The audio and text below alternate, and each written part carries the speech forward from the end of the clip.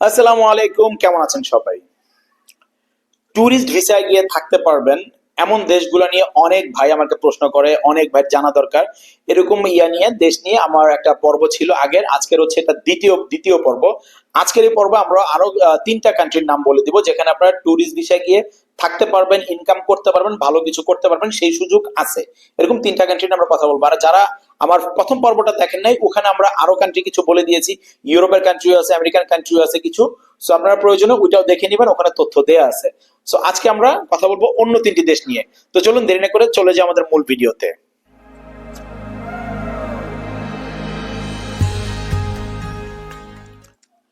Tourist visa গিয়ে থাকতে পারবেন এমন যে দেশগুলো আছে, এর মধ্যে আজকে আমরা কথা বলবো সর্বপ্রথম হচ্ছে গিয়ে সাউথ আফ্রিকা। দেখেন, দক্ষিণ আফ্রিকা মানে উন্নত বিশ্বের যে কান্ট্রি গুলো আছে তাদের মধ্যে অন্যরকম একটা কান্ট্রি। দক্ষিণ আফ্রিকা আফ্রিকান কন্টিনেন্টের মধ্যে সবচেয়ে উন্নত এবং সবচেয়ে বড় লোক একটা কান্ট্রি। বাট এখানে যদি আপনি কোনোভাবে ঢুকতে পারেন, সেটা হোক ট্যুরিস্ট ভিসায়, হোক অবৈধভাবে, যেভাবেই হোক, দক্ষিণ আফ্রিকা খুব ভালো একটা জায়গা যেখানে আপনি গিয়ে অ্যাসাইলাম করতে পারবেন এবং আপনি ওখানে গিয়ে কাজ করতে পারবেন। ইন ফিউচার আস্তে আস্তে নিজেকে বিল্ড আপ করতে পারবেন। কিন্তু এখানে যাওয়াটা কিন্তু একটু টাফ। বাংলাদেশ থেকে আপনি চাইলেও ট্যুরিস্ট ভিসা পাবেন না। মানুষ ট্যুরিস্ট ভিসা আসলে দক্ষিণ আফ্রিকা ঢুকতেও পারে না, এটা বড় একটা সমস্যা। সো অনেকে হচ্ছে অবৈধ পথে আশেপাশের কান্ট্রি গুলোতে যায়, ওখান থেকে হচ্ছে বর্ডার ক্রস করে তারপরে দক্ষিণ আফ্রিকা ঢুকে, সাউথ আফ্রিকা যেটা আমরা বলি।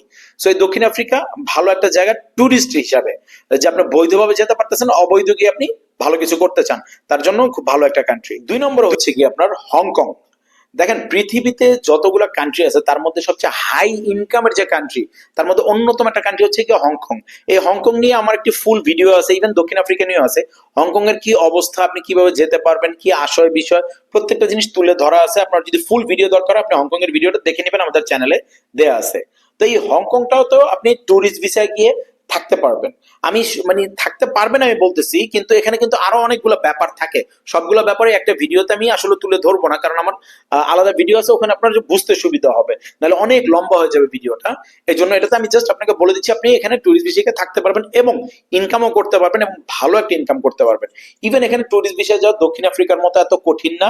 দক্ষিণ আফ্রিকা যেমন আপনি ট্যুরিস্ট ভিসা পাবেন না, বাট এখানে আপনি ট্যুরিস্ট ভিসা পাওয়ার সম্ভাবনা অনেক ভালো। যদি আপনার প্রপার ডকুমেন্ট থাকে, প্রপার গাইডলাইন থাকে, প্রপার ভাবে আপনি আবেদন করতে পারেন, এখানে আপনি ট্যুরিস্ট ভিসায় যেতে পারবেন ইজিতে অন্য দেশগুলোর তুলনায়। এখানে আপনার ভিসার রেশিও খারাপ না মোটামুটি। আমরা মোটামুটি যতগুলো ভিসার জন্য আবেদন করছি, আমাদের সাকসেস রেট মোটামুটি ভালোই বলা যায়, 70 to 80%। যাই হোক, এ হচ্ছে গিয়ে সেকেন্ড কান্ট্রি হংকং। এখানে আপনি মোটামুটি ভালো কিছু করতে পারবেন অন্য অন্য দেশের তুলনায়। ইভেন আপনি যদি কম্পেয়ার করেন ইউরোপের সাথে, ইউরোপে যে মানুষ 2 লাখ টাকা মাসে কামাইতে কষ্ট হয়, কিন্তু হংকং এ যে মানুষ 2 লাখ টাকা 2.5 লাখ টাকা মানুষ এই অবৈধ থেকেও কামাইতেছে, এরকম বহুত আছে। ঠিক আছে, আমি কাউকে উৎসাহিত করতেছি না ভাই যাওয়ার জন্য, বা রং কোনো ইনফরমেশন দিচ্ছি না। আমি যেটা জানি আমার লোকজনের মাধ্যমে, আমার ওই জায়গায় যারা আছে বা আমার অন্য কান্ট্রিগুলো যারা আমি কাজ করছি, তাদের থেকে আমার সকল তথ্য, একদম অথেন্টিক তথ্য নিয়ে আমি কথা বলি। আরেকজন মনে করেন যে এক একজন এক একজনের মধ্যে, ভাই আপনার অনেকে মন্তব্য করবে যে এটা এমন না, কারণ সে মন্তব্য করছে তার জ্ঞান অনুযায়ী, সে যতটুকু জানে।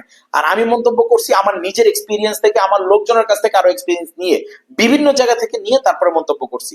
তো যাই হোক, মন্তব্য করার আগে ব্যাপারটা একটু চিন্তা করবেন। যাই হোক, এ হলো গেলো আপনার 2 নম্বর হংকং। 3 নম্বর যে কান্ট্রিটা, সেটা হচ্ছে আপনার ইউরোপিয়ান একটা কান্ট্রি, সেটা হচ্ছে মালদোভা। মালদোভা কিন্তু সেনজেন ভুক্ত না, বাট এটা ইউরোপিয়ান কান্ট্রি, খুব তাড়াতাড়ি একটা সেনজেন হয়ে যাওয়ার সম্ভাবনা আছে। সো এই একটা কান্ট্রি তো আপনি চাইলে কিন্তু এখন ট্যুরিস্ট ভিসার আবেদন করলে মোটামুটি রেশিওটা খারাপ না।